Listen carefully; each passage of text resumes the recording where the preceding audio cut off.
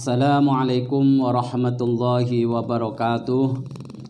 Alhamdulillah wassalatu wassalamu ala Rasulillah Sayyidina wa habibina wa maulana Muhammad ibn Abdillah sallallahu alaihi wasallam wa ala alihi wa sahbihi ajma'in, amma ba'du. Qala rabbi israh li sadri wa yassir li amri wa hlul 'uqdatam min lisani yafqahu qawli.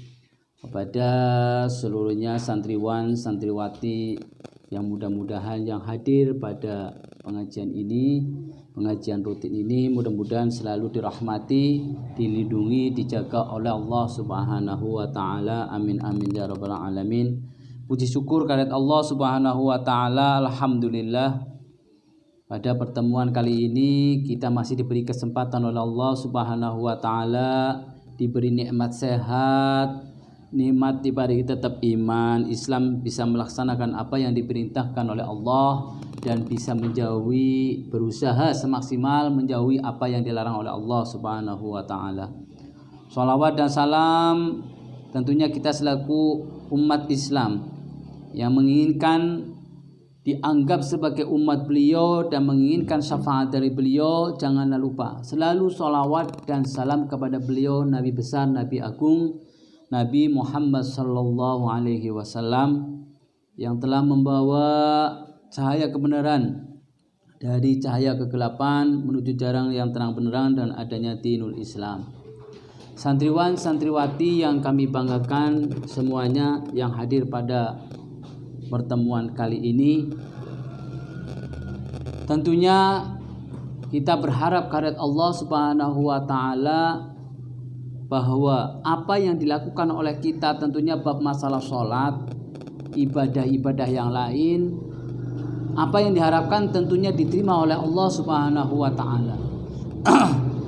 Tidak mungkin ibarat orang bekerja, ya kemudian pada waktu bekerja sudah selesai, ya diberi bayaran, dikatakan nggak mau, orang susah.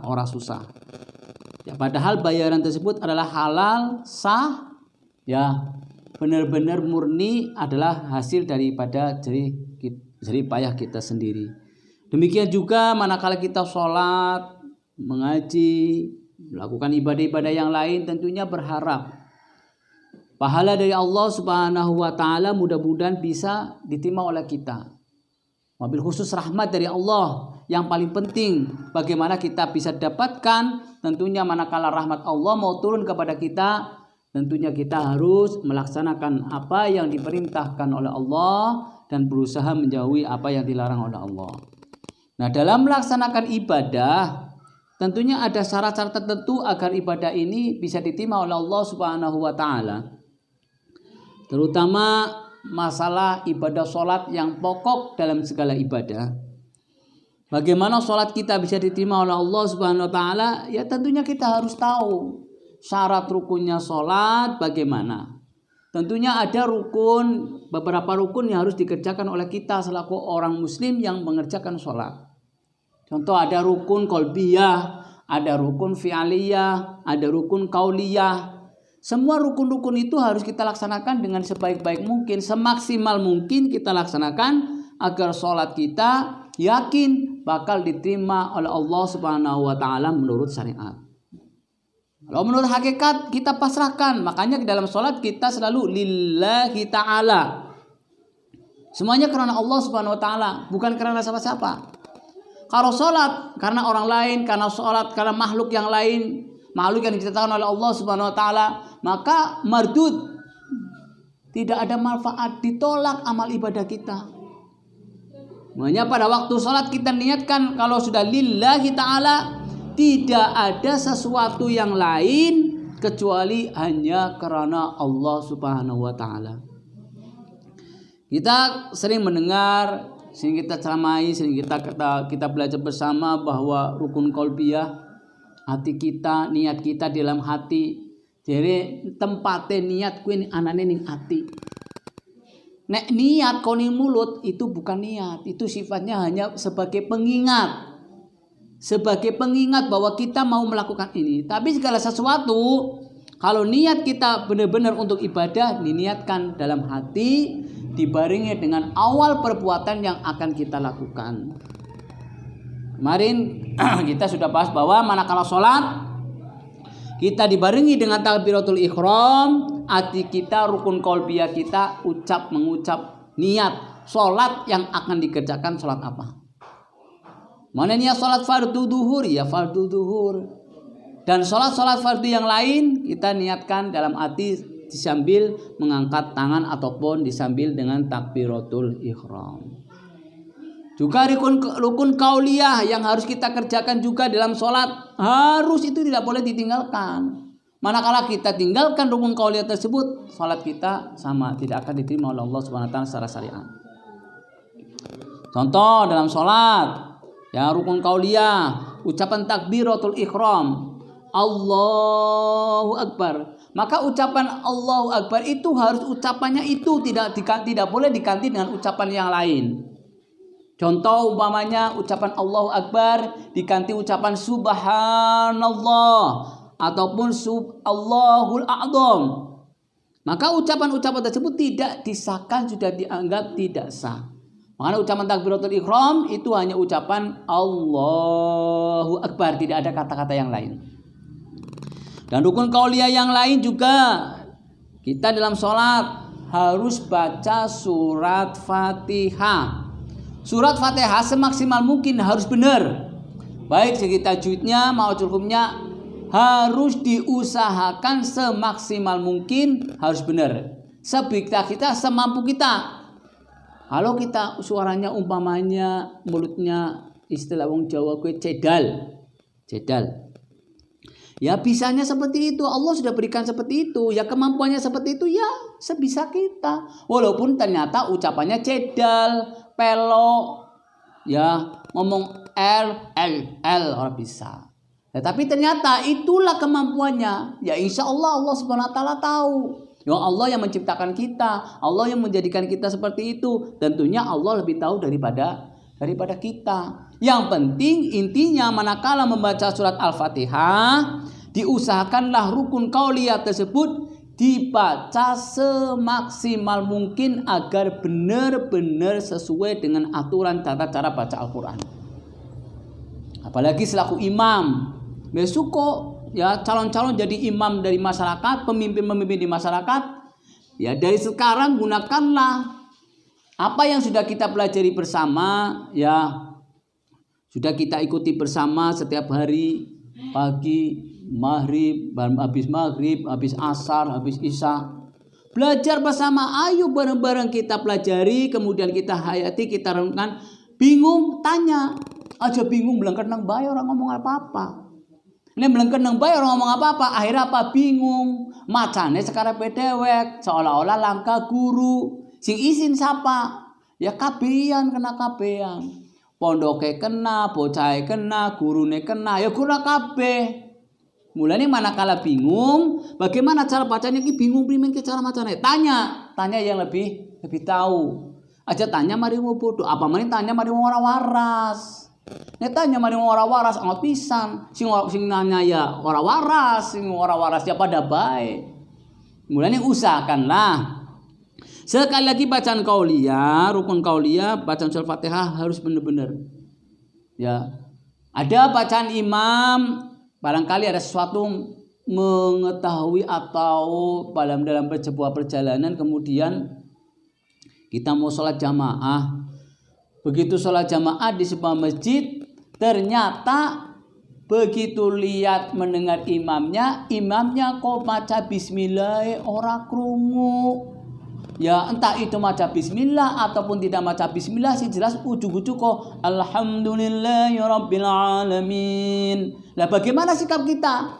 Sedangkan itu rukun qauliyah. Sedangkan menurut kita yang bacaan bismillah adalah sebagian daripada bacaan masuk pada ayat suratul Fatihah.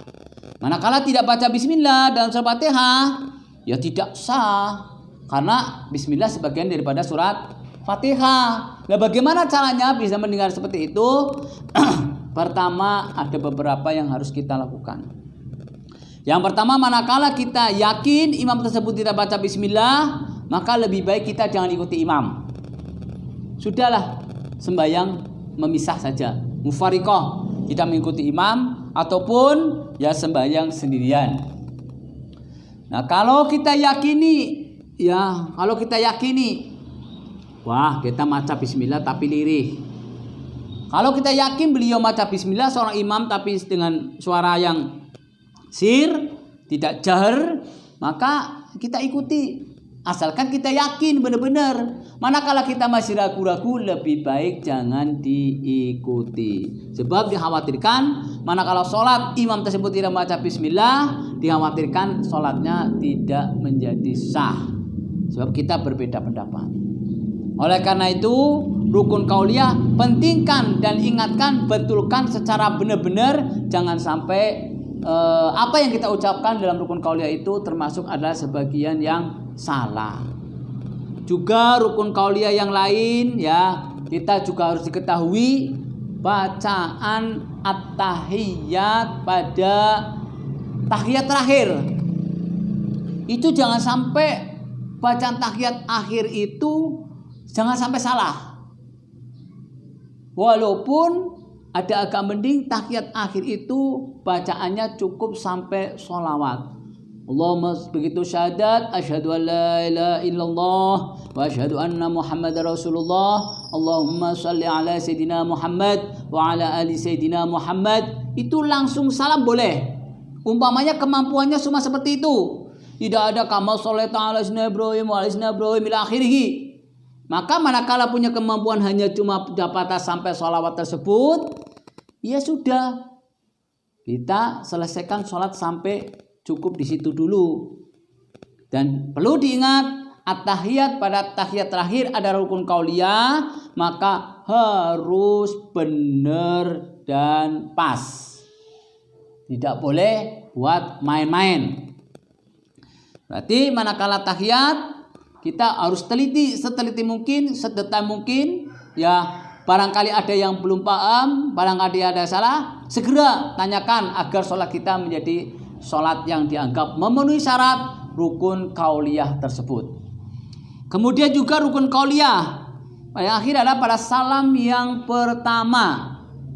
Pada salam yang pertama di dalam mengakhiri sholat itu adalah rukun qauliyah. Kita pun tidak boleh salah.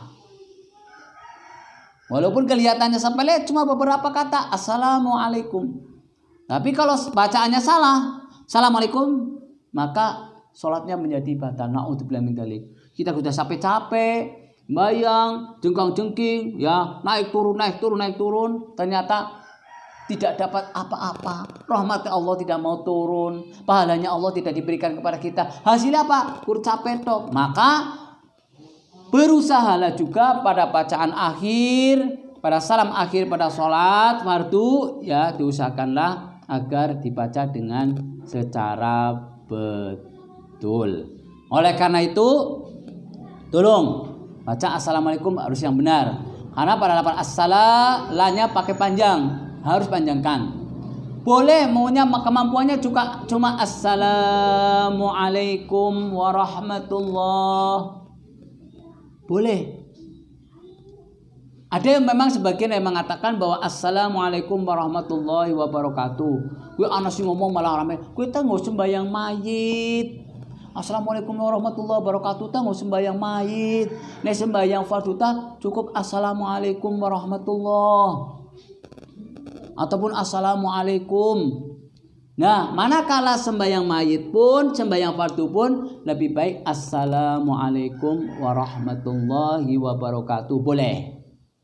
Ya, tapi umpamanya assalamualaikum warahmatullahi, kemampuannya kurang tok. Ya, kemampuannya kurang tok begitu assalamualaikum warahmatullahi. Wis kemampuannya ya wis cukuplah. Harusnya tambah wabarakatuh, bukan angel. Manakala kemampuan seperti itu, ya semampunya dewek ucapan salam rukun qauliyah pada salam yang pertama.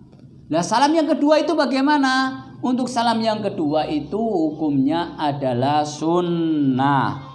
Untuk salam yang kedua adalah hukumnya sunnah. Manakala sunnah berarti apa? Sunnah adalah sesuatu yang bila mana dikerjakan mendapat pahala, bila tidak dikerjakan tidak mendapatkan apa-apa. Nah, tapi penentuan salam yang kedua juga bisa membahayakan sholat manakala kita tidak tahu caranya, tidak tahu aturannya. Contoh, begitu assalamualaikum warahmatullah, salam yang pertama rukun qauliyah.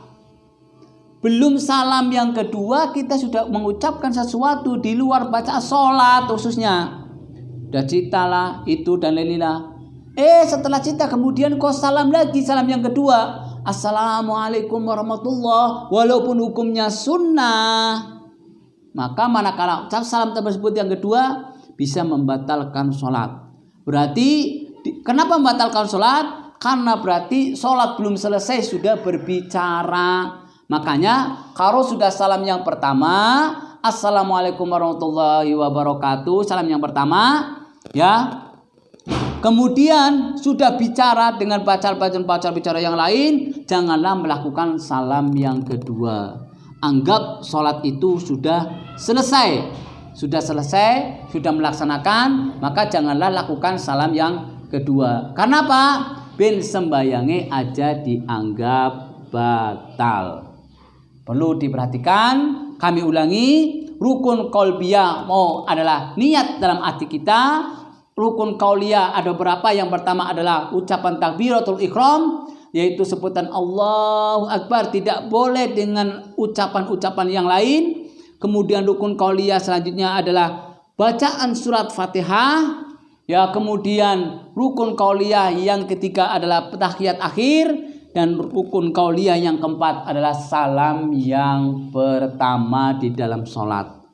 Dan itu perlu diingatkan dan perlu diperbaiki, perlu dikerjakan dengan secara benar dan sungguh-sungguh. Jangan sampai menyalahi aturan, hurufnya pun jangan sampai salah, agar sholat kita secara syar'i diterima oleh Allah Subhanahu wa ta'ala. Cukup sekian dari kami, mudah-mudahan nanti akan berlanjut ilmu-ilmu yang lain. Kita sama-sama belajar bersama, saling menasihati. Mudah-mudahan kalau kita belajar bersama dengan hati yang lapang, saling menasihati, mudah-mudahan ada banyak manfaat dan faedah untuk kita semuanya. Billahi taufiq wal hidayah. Assalamualaikum warahmatullahi wabarakatuh.